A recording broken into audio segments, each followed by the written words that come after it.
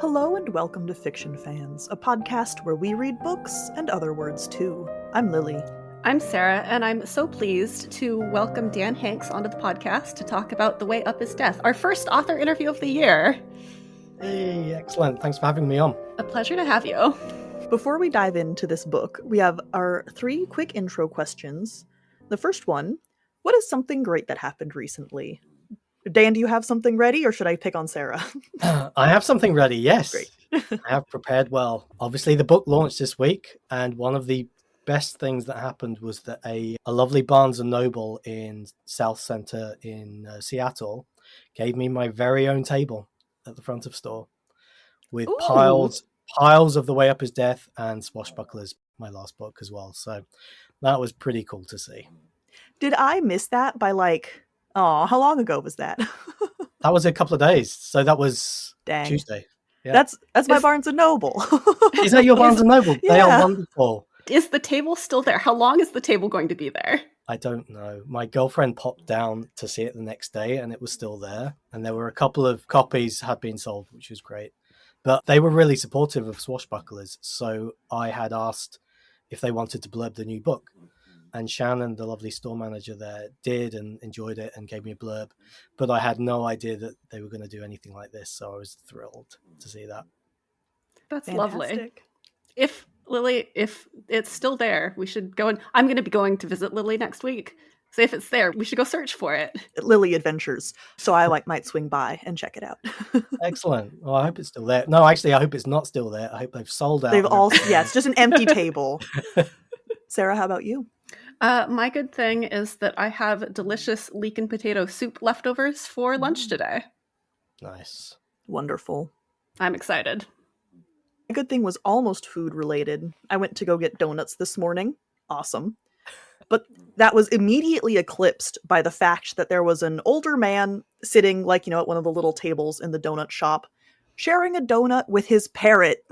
And it was just like this huge, gorgeous navy blue bird just perched on the back of the chair sitting across from him, and he would give it a little piece of donut and it would crunch on it a little bit.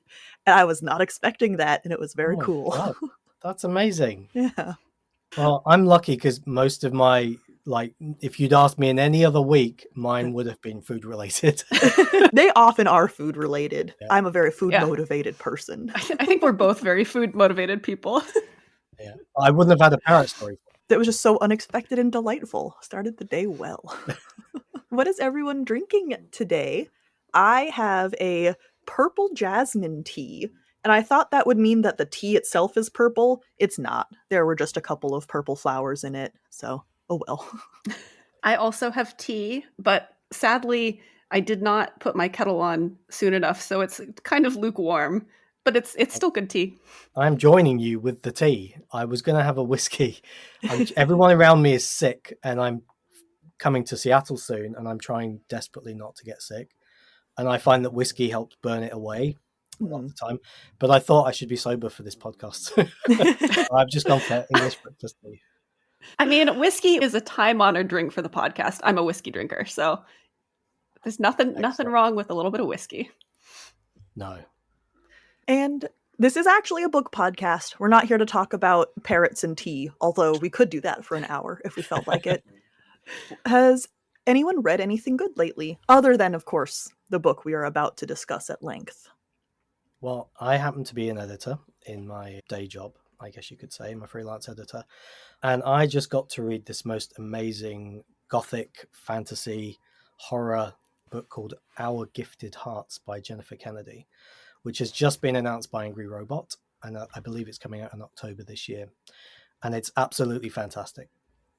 So I highly recommend that. Awesome. We'll have to keep an eye out for that one. Yes, absolutely. I'm still struggling through Misery by Stephen King. Good luck. You can do it. Sounds like you've been reading that for a while. Not too long now. I'm not being very fair to the book because I'm not expecting to like it, which is never a good energy to bring to a novel. But this is like the 4th or 5th Stephen King book I've read. And it so far is maintaining my impression of him. Oh, really? That is all I'll say on that. I have only been doing podcast reading this week, so nothing exciting to. I mean, they've been good books, but nothing exciting to answer this question with. Nothing extracurricular. Yes, not this time. Well, that's okay because we have a wonderful book to discuss. And Dan, one thing that we have noticed doing this podcast for a little while is that genre definitions vary wildly person to person. It's a very individual and personal thing. Yes. So, what genres do you feel this book falls into? Because you also have like a spread of stuff going on. There's a lot happening here. All of them, which is, it seems to be the thing I do. I start in one maybe, and I have the intention of keeping it quite blinkered and focused and on track. And then I'll just, from out of nowhere, skip into something else. So this one in particular does seem to skirt around science fiction. Some people have said thrillers. It's certainly horror to me. So I think horror at its core. And an element to fantasy as well. Yeah, I haven't thrown anything else. There's no rom-com in there. Maybe that'll be my next book, maybe. But yeah, I think predominantly horror, I would have said, with science fiction and fantasy elements.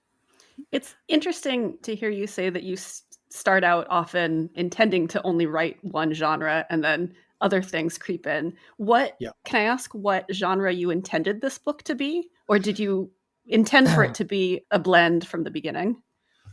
I mean, I kind of always figure when I sit down to write, I will include a little bit of everything. But funnily enough, I thought this was going to be more literary, which is it's a really strange thing to say, but I love Lost, and I wanted to sort of bring that sort of focus on characters to this book and make it less about the horror and more about these characters in this difficult situation to work with each other and against each other in some cases and try and get through it.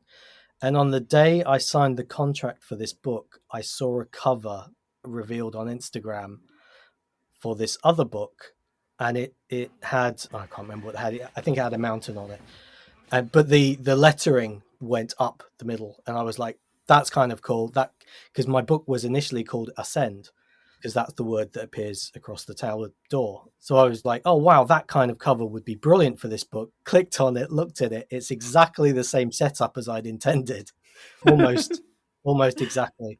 And I was like, oh, shit, I've got to pivot. So I think I still haven't read that book. I really want to, but I've tried to distance myself from it as I wrote mine. And I believe that book is more literary, sort of supernatural. So I pivoted to more of a thrill ride, which is stuff it's the kind of genre I'm used to and have done before, while still trying to work in some of those character beats, Lost style. For the sake of the argument, Alden's character introduction is kind of a little rom-com-y. It is now. It wasn't. I mean, it was a little bit to begin with, but he was a real sad sack in the first couple of drafts, so it was very, very depressing. And then people commented on that, and I was like, okay, so let's lift it up a bit. Let's make him a bit more. He's on the cusp of hope. I like to think he's been through some crap, but he's on the cusp of hope, and things are looking good. Just before I do that horrible thing that writers do to their characters. You mentioned that he's been through some crap and is on the cusp of hope. I think this is the first book I've read that simply takes place in a post-COVID reality, where it's not like the pandemic is the focus of the story. It is simply a piece of recent history. And I think that's a milestone. I was like, okay, we're now at the point where it's just something that happened and it affects everyone, but it's in the past. I thought that was really interesting. Yeah, I think at the tail end of it, we were all discussing, how soon is too soon. This is obviously something that's affected everybody in the world. Do we want to talk about it? Do we need to mention it? If we mention it, do we date the story? But I can't help but feel, it's part of our history now. Funnily enough, I mentioned it in Swashbucklers, which came out 3 years ago. just very briefly, my characters go to a market, and I think they're sort of, at least I vaguely remember doing this, there were crowds around them, and they were sort of like, oh, okay, so we're back to sort of normality again in a way. So I have found that quite interesting, because we have all sort of gone back to normality in lots of ways, despite having gone through this horrendous trauma in our lives, for a lot of us at least. Absolutely. Yeah. So talking a little bit about Alden, this book is told in very close third-person point of view, and we have 3 characters who alternate as the perspective character. Can you talk a little bit about how you chose Alden, Nia, and Dirk instead of the other characters in the tower? That's a really good question. There are some characters in the book who I don't relate to them in lots of ways. Now, Dirk is a strange one, because I relate to him in absolutely no way, shape, or form. But I was going to ask. That made him really fun to write. And I sort of poured a lot of my grievances about the world into that character. So I have experience, but it was like I was taking the opposite of my experience and pouring that into Dirk. Nia, I was inspired by, hearing lots of stories about women in creative fields. And I know through indirect experience how that can be, and how just frustrating and banging your head against a brick wall it can feel sometimes. Alden I relate to the most, even though I'm not a teacher, I'm not a musician, or haven't been for a long time. He's a lot younger than I am, but he is dealing with sort of loneliness and grief, having lost, his dog Leia and his family. So he's in a pretty tough place at the beginning, and I think a lot of us can relate to those things.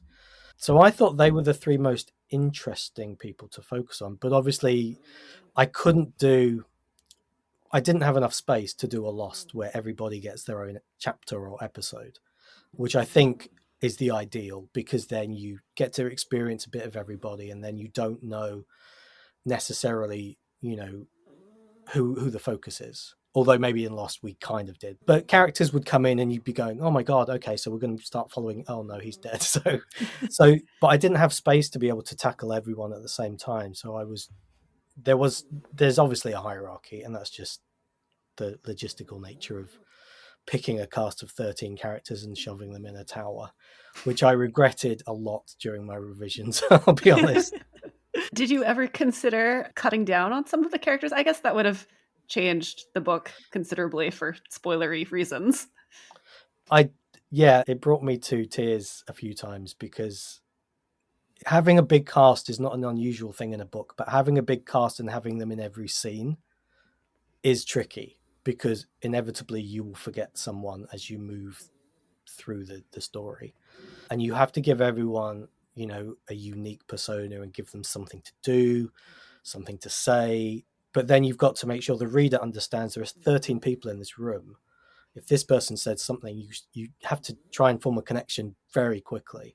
It's really tricky to do. Whether I did it well enough or not, I mean, I'll always be wondering. But yeah, there were moments where I was like, maybe we'll have 6 people go. Maybe it'll just be a first-person adventure going up the tower by themselves. But yeah, I'm glad I stuck with it. But it was tricky.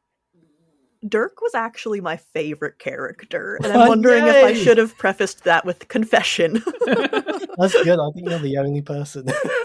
I wonder, okay, hold on. I'm going to quote your book at you. I don't think it's going to be spoilery, but let me make sure. One moment. I'm excited. We're going off note here. Yeah. Enjoyed hating Dirk. I didn't like him, but I liked hating him. Yes. Dev stood up and put his arms around Kim, as he had been doing a lot, clearly suffering some kind of grandma fetish. Which is a quote from one of Dirk's perspective chapters for the listeners. And I just really loved his voice. Yeah, because he's so opposite me, but I know so many personas like him in the world. He was a lot of fun to write, because I hated him so much. And I'd be like, so what would the worst person in the world say in this moment? And just run with it. So there was a lot of stuff I was able to work in with Dirk that no one would ever say. or think. Or maybe they skirt around thinking it, but they'd certainly never say it. And he was just brazen because life has treated him pretty well. He's fallen upwards. So he really doesn't give a shit. And he will just say things and think things that most of us wouldn't. So these 13 characters who you have gathered together in this novel are forced to ascend a mysterious floating tower. And the readers discover, and the characters, that each level is based on something familiar to the characters. There's a video game, I think 2 different movies. Were there any level ideas that you had to cut? No, I don't believe so. I will say that they weren't all planned. So I knew the first 2. I knew we'd be going into a dungeon that would be a sort of video game-esque fantasy world. I wanted to work the Poseidon adventure in there because I love that movie from the 70s. And sort of a lot of this book, a lot of the vibe of this book was drawn from those disaster movies of the 70s that I grew up on. And being an avid reader of these ridiculously scary, true haunting books, which were in my junior school library at school. So at 8 and 9, I'd be taking these were terrifying books. What they were doing in that library, I have no idea. Someone should have been in trouble for that. But I used to just keep taking them home, scaring the shit out of myself, and then bringing them back. So I knew I wanted a haunted house in there as well. And those are 3 incredibly different settings. So it was really just a case of, what am I going to throw them into next? What would be completely bizarre and would flummox them until they sort of begin to understand that these things are potentially related to them. They are connected to the tower and the tower is connected to them. But there wasn't anything that I cut, which is a shame, but there are quite a few levels and my brain's not that big. So I couldn't do it. I couldn't do that much. Did you have a favorite level?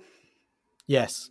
The haunted house. And it's not just because it's a haunted house, and it's not just a haunted house like we're used to seeing in movies. It's a suburban haunted house. There was a show on, and I can't remember the name, but one of the images as it started, and it was about paranormal stuff, and one of the images was a lamp swinging at the end of a hall, just in a suburban terraced house. And that freaked me out as a kid. And so that was the kind of thing I wanted to go for. I wanted to go for just an everyday regular house that is evil as fuck. And then I thought, okay, so I could have Alden or Nia go through it, but I thought, who's the most fun to take into a haunted house? And so that was Dirk's introduction, I think. That was his first proper chapter anyway. Yeah, and I love that. I love those chapters. I am not much of a horror reader, I have to confess. Horror scares me. That chapter included. I'm sorry, and you're welcome. How much do you plan when you write? I write plot first. So I like to have a skeleton of what's happening. But this is really the first book where I really only came up with a setup and maybe the first 2 or 3 levels. And then I pantsed the rest. So I actually didn't have a plan for the second half of the book, other than a general idea about the tone of it. So I wanted the tone to go a little bit more lost, a little bit more, as lots of reviewers have said, Matt Haig, which a lot of reviewers have been saying as a reason for not liking it. But that was the reason I wanted that in there. So it's very deliberate. So yeah, normally I plot books. Normally I like to know where it's heading. I like to know kind of what the ending's going to be. And then I'll pants my way through the bare bones of it, really. So I have a skeleton plot and then I'll pants through it. And usually that works quite well for me. And this one, it was really a case of, here's my setup for maybe the first half of the book. And then I'm going to find my way through the rest of it, which probably was the reason I had to do the most edits on this one. But I think it worked out all right. I'm pretty pleased with it. Well, I can think of about 1,000 follow-up questions for that, but they are all spoilers. So before we get to the spoiler section, I have a question for Sarah. Who should read this book? You should read this book if you want a high-concept, action-packed adventure that incorporates aspects from lots and lots of different media genres. This episode of Fiction Fans is brought to you by Fiction Fans. That's us. We really appreciate our patrons because otherwise we fund this podcast entirely ourselves. Patrons can find weekly bonus content, monthly exclusive episodes, and they have free access to our biannual zine, Solsticia. You can find all of that and more at patreon.com/fictionfanspod. Thank you for all of your support. The remainder of this episode contains spoilers. Okay, so I don't usually want a book to end with, like, but it was all a dream, everything is fine, you know, or whatever. But in this case I did, because so many characters that I liked died, and I was very sad about it. I wanted them all to be magically alive again. And you teased us with that too. You were like, I can bring one character back. Maybe they'll all come back. Or at least that was in my head. No, in fact, most of them stayed dead. Yeah. And I was really sad by that. How different is the final product from the first draft? You said that it had to go through a lot of editing, or a lot more editing than some of your other books. Were there ever any versions where more people survived? That was my heart. That was. I'm sorry. There were moments as I was writing it where I thought, I wonder how many people I can save at the end of this. But no, there was only one draft where what happens and Reiki ends up alone. Whether Nia dies or not, I don't know, because she has given her life in that final level to save Reiki, but she has given her life on Earth. Maybe she's gone back with the tower. Maybe the tower thinks that contract has been adhered to. Maybe she's somewhere else. If I was ever forced to do a sequel, I'd never plan this as a part of a series, by the way, but if I was ever forced to do a sequel, I would probably start there. That would be fun to tackle, like just Nia waking up somewhere completely different. But no, I did wonder, the stuff with Reiki was fun to do because I'm sure I've pulled that from, I've been inspired by something like where what you do is then done to you. I'm sure, I'm having a blank right now, but I'm sure there's a very famous example about that. And I thought I did kill her off. And then I had the idea to go, okay, so this level is going to be about, you can't do stuff to each other because it will then be done to you and we'll undo it. So bringing her back was a happy accident, I thought. So at that point, I didn't know who'd make it through to the end. And probably until the very last bit, I think Nia was going to let Reiki do the final level because she thought that was what was needed. And then I thought, actually, that doesn't work. So it almost ended up with Nia surviving. But then, that wasn't the plan. So I had to go back and fix it. I mean, my headcanon is still going to be that Nia survives. I like this idea that she's with the tower now. She's not dead. Yeah. More people survived. In my head, I don't know. And I like the idea that she is out there somewhere. You really kept us guessing about who would survive. I'm glad about that. I'm glad because I have seen one or two reviews, and I'm generally against dipping into the reader space, but my book's just come out. I want to hear nice things about it because I was writing it for so long alone, and it's just to know that it's hit home with people in certain ways is so gratifying, and it really enthuses you and gets you to move on to other projects quite nicely. But someone did say, and I agree with this, because I focused only on 3 particular characters and their point of views, you then determine they're most likely to get through to the final stages. And, there is a hierarchy of time I spent on certain people. I did want the priest going first, so I did build him up a little bit just before I got rid of him. Just because I think in the Poseidon Adventure, Gene Hackman is the priest, and he gets through all the way to the end. And I was just like, no, I'm just gonna kick him out. But that's nice of you to say, thank you, because It's a tricky one, because I think any story, if you know who the main characters are, you have an idea that they're going to make it through to the end, and it takes some bold decision making, in that process to get rid of a main character, which some people have done, but in this case, I wanted them to get through to the end. So there are different ways I could have done it, but I'm glad it kept you guessing, because that's what I wanted. I think Kim threw me off the most. Up until that point, well, she's the third, I guess, with the priest. The two earlier characters who die in the tower, I disliked pretty immensely. So I was like, awesome, my gut is working. I can tell who I'm supposed to like and who will make it to the end. And then Kim gets got. And I was like, okay, throwing all of that out the window. Yeah. Well, Dirk was, for some of this book, Dirk was going to redeem himself. So he wasn't going to do the things that he did. But then I thought, he's clearly the bad guy. And I would have expected the bad guy to redeem himself because it's more interesting. But I think it's done so often, maybe to me, it isn't as interesting. And we're living in this world at the moment where there are these very two-dimensional characters who are simply awful people. And there's no gray area. There's no redeeming. They are just the worst people. And I thought, why not? Let's just lean into that. So yeah, Dirk's going to push poor Kim into the arms of her dead husband, who will then off her. Yeah, I was also expecting Dirk to have a redemption arc. I'm not mad that he doesn't, but I definitely was a little surprised when he's just the villain the whole time. But it works for him. Like I can't see him feeling bad about anything that he did. Yeah.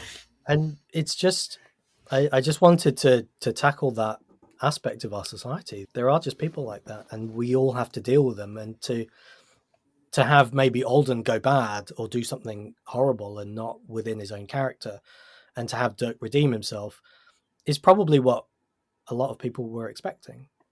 And I tried to confound things by keeping things as they were, which then probably didn't confound some people, and they were like, okay, this didn't do anything interesting. So it's a tricky one. It's a tricky one to balance. But for me, the most interesting thing was actually just leaning into him being a dick. So I really want to know what Reiki does afterwards. Like, did Earl have a will? How does she handle all of the trauma that she's just been through? Does she get lots and lots of therapy? I hope so, but also I can't imagine a therapist actually understanding what she's been through because it's so out of this world. Well, that's the fun part, because I don't know.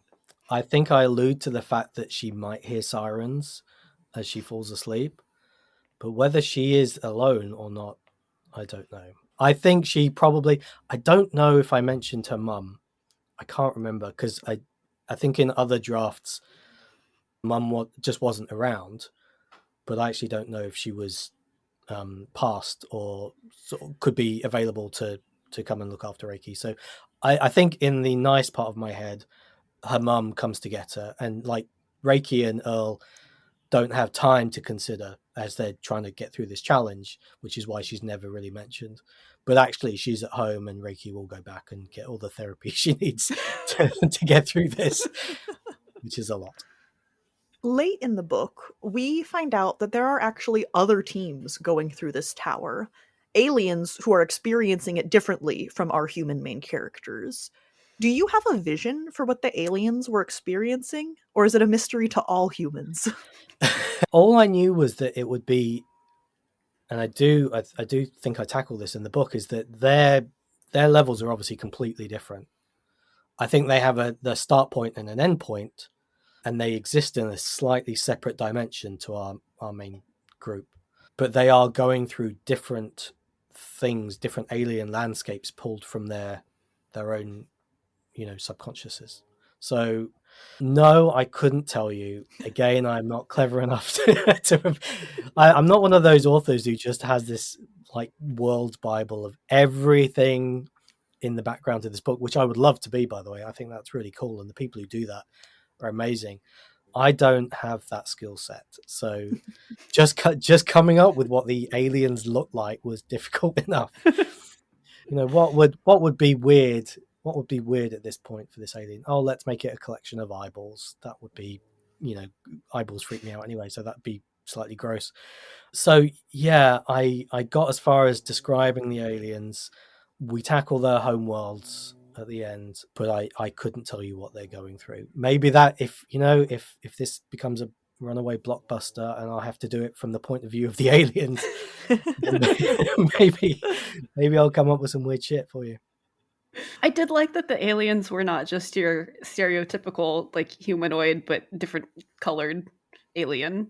They were very alien. That was neat.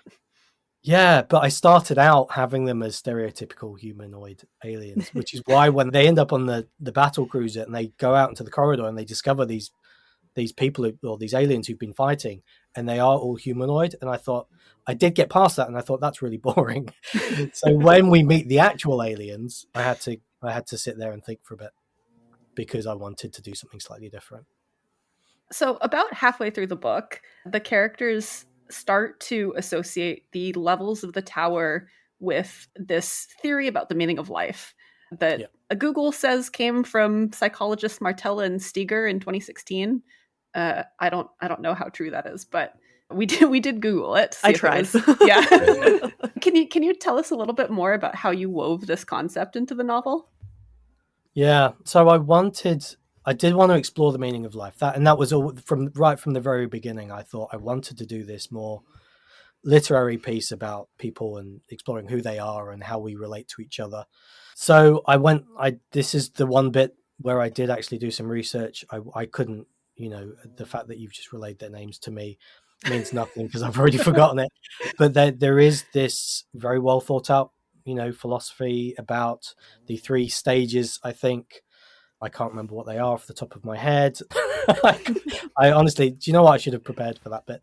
But there is a philosophy about the meaning of life, and there are 3 aspects to it. And I wanted to divide the tower into levels that would roughly reflect those aspects, and that the characters would sort of, obviously we have a moment at the island, which is a bit of downtime for them, where they get to sit around and chat and play the meaning of play.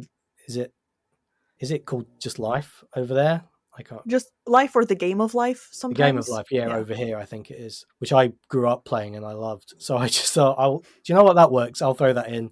So while they discuss, what the tower is about, and the book is obviously found there by Nia, I think, and they go through this philosophy, and then a bit later on, so I wove that in, and then I discovered this Norse myth about this tree at the center of all these universes, and I was like, okay, so that's what this is. So whether I've subconsciously pulled that from somewhere earlier in my life, I don't know, but so there were many different aspects to this that I wanted to weave in, but the meaning of life was definitely one.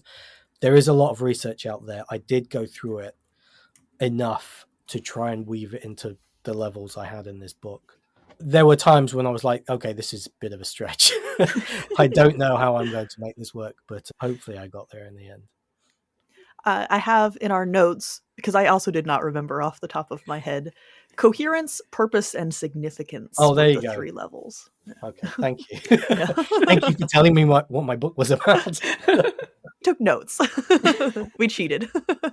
Yeah, that was fun. That was fun to play with, because obviously I'm going through it and I'm like, okay, so what do these characters think about this, and what is significant to someone, and what is purpose? And the purpose of these characters is to survive, but also to make sure the next generation survives, and to do what you can for them. Once you've realized we can only do so much, then you want to try and push as hard as you can for the next generation. And being a parent, that's something I relate to.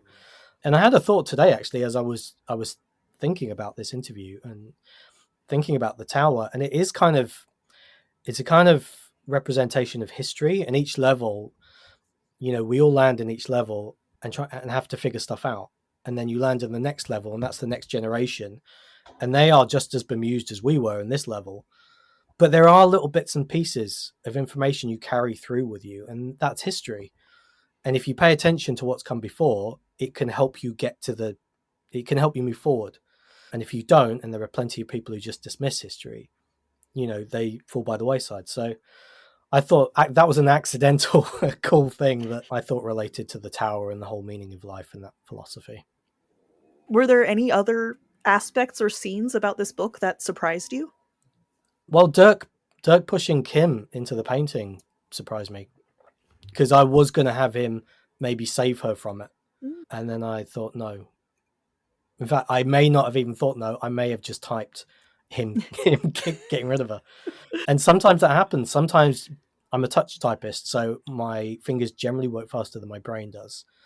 And it is a subconscious thing on some level when you're typing and your brain is delivering the information without you actually realizing it. And so there are moments that happen when you're a writer, and you've probably heard lots of authors say this, where these characters did something that surprised them. And from the outside, it might seem really ridiculous that's happening, but it happens.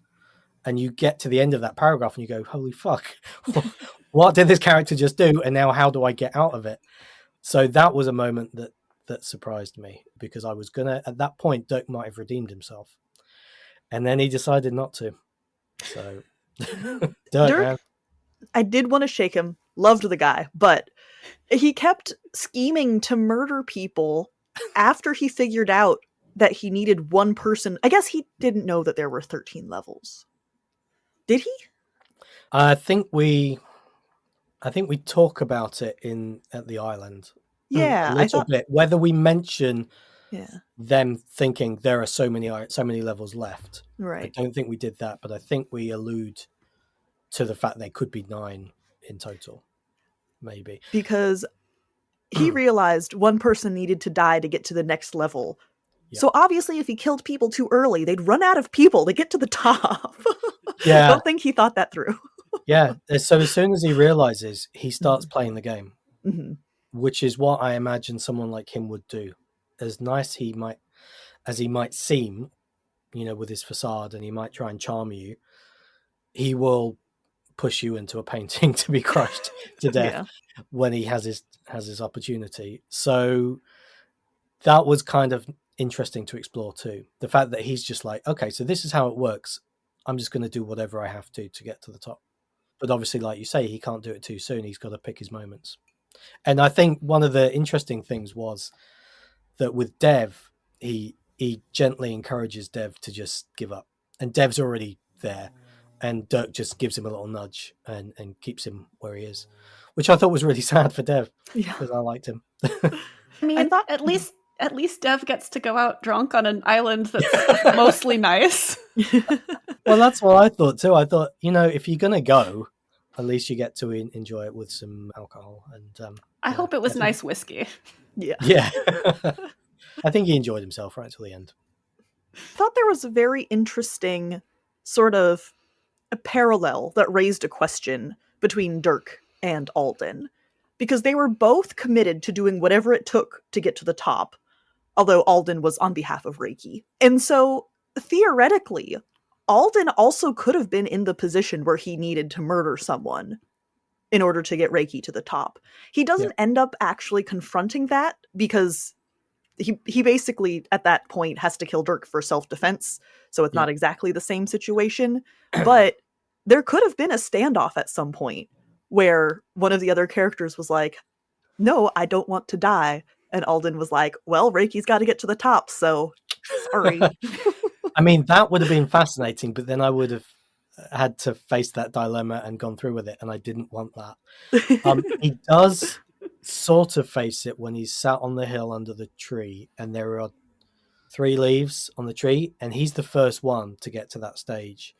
So if he knows if he takes one of his leaves and escapes that level, one of Nia or Reiki can't escape the level. So he does sort of confront that fact without being with them. Yeah. And which is why he decides, no, he's going to give them every opportunity and sit there and wait and distract this alien that wants to kill him and sit there with his dog. Yeah. Leia. Or Leia, probably. Yeah, I mean, we say Leia, but it's probably Leia. I don't know. If it's the Star Wars name, Leia. Yes. Yes, okay. It is. I was so curious if she was modeled after a dog that perhaps existed. Yes. Yeah. I've grown up with dogs. I had a border collie who was a boy called Domino who I adored. So I've gone through the grief of losing dogs in my life. But yeah, so Leia was kind of modeled after Domino, but I had my Cavapoo, Indy, who I had since she was a puppy for the last 15 years, but she was around while I wrote the book. And I was drawing on all this other experience, and Indy was also almost called Leia, funnily enough. So she was kind of sort of the inspiration, her and my other dog Domino. But Indy was predominantly she's my shadow. She was just this little black thing that just followed me around everywhere. We go on these hikes, and we had these amazing experiences that Alden and Leia clearly did. So I drew on all that past experience to write this and put Alden through that. And then just before my book went to print, unfortunately, my dog Indy then got sick and passed away just before her 15th birthday. So oh no, I I'm went so through sorry to hear that. Oh, thank you. Yeah, it was traumatic. It was incredibly traumatic. It was the hardest one I'd ever had to go through because I'd raised her, and then I hadn't been there for my other dogs at the end, and I was for her. I wasn't able to be for my other dogs, but with her, she was my baby. So that was incredibly traumatic, and it happened just as the book was about to go to print. So I managed to work her into the dedication last minute. It was the final thing that was added to the book. But yeah, it was a weird thing having written that and then living it after the event. But yeah, so my dog Indy was kind of mostly the inspiration for Leia, and then it turned out to be true, which sucks. So I need to be careful what I write in future. That's the bad kind of thing of life imitating art. Yeah, it's strange. But Swashbucklers, weirdly for a book about age Ghostbusters with a talking fox in it, some of that was very relatable to my actual life around the time it came out. And there was a fox as well. So she didn't talk, but there was a fox. I don't know what it is, but I will be careful. I think I'll be doing rom-coms from here on in just to keep it safe. Yeah. So well, if a tower appears over the skies of England, we know who to blame. I mean, at this stage, would any of us be surprised if something that ridiculous happened? Well, you've talked about this a little bit, but as we wrap up our conversation, is there anything you would like readers to take away from this book?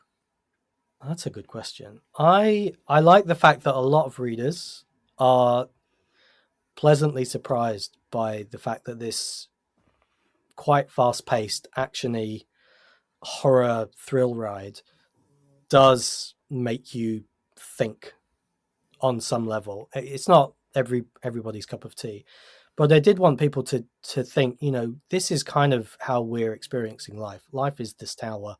It's full of shit. People are dying horribly. There's not a lot we can do about it other than try and band together and deal with, even the naysayers in the group, of our society, and try and push forward for the sake of the kids. So on many different levels, I think this is something I would hope people take something away with them from reading and just think about that. And it certainly even, it made me think at the end of the book, how am I focused on the wrong things in my life? Am I just too focused on myself and, getting the next book out? And should I be more concerned with climate disruption and wars happening in places and people being displaced and the rise of horrible people to positions of power? And where should I dedicate my time to ensure that the next generation can go through? So I would hope that there is, you are entertained by this book, but you get a little bit more from it and it makes you think on some level. And it seems to be the case for quite a few readers, which is really nice and gratifying to hear. Absolutely. Do you have any current projects that you can talk about? I do, actually. I am writing. So my partner is also a writer, an author of historical fiction. She's doing very well in that genre, but we've decided to try and joint write a project, which is a cozy rom-com murder mystery. And it's the first time I've written in first person, so it's an interesting experiment for me. But we're a little way in now, and it's going really well, and we're enjoying it. So we'll see if that's my next project. I wrote a TV pilot a few years ago, which is kind of a teenage X-Files-y YA horror-esque vibe. And I'm going to try and adapt that into a book. So that will be probably my next me project. But otherwise I'm sticking to rom-coms to be safe. Thank you so much for joining us for this conversation. Before we let you go, can you tell our listeners where you can be found on the internet? Of course. Yeah. Well, first of all, thank you so much for having me. This has been great. And it's so nice to be able to discuss the book just out in the open. Spoilers everywhere, because I don't really get to do that. So thank you. That's been a joy. You can probably find me for the moment, depending on how social media survives the next few months. On Instagram, I'm at Dan_Hanks. Blue Sky, you can find me. I can't for the life of me remember what that would be because it's a much longer handle. Threads, you can find me through Instagram, and you can ultimately find me at my website, which is just danhanks.com. Great. Excellent. Well, thank you so much. Yeah, thank you. It's been a delight to have you on. Yeah. And a delight to read your book. No, thank you. This has been wonderful. I appreciate it. Thank you so much for listening to this episode of Fiction Fans. Come disagree with us. We're on Blue Sky and Instagram at FictionFansPod. You can also email us at fictionfanspod@gmail.com or leave a comment on YouTube. If you enjoyed the episode, please rate and review on Spotify and Apple Podcasts, and follow us wherever your podcasts live. We also have a Patreon where you can support us and find exclusive episodes and a lot of other nonsense. Thanks again for listening, and may your villains always be defeated. Bye. Bye.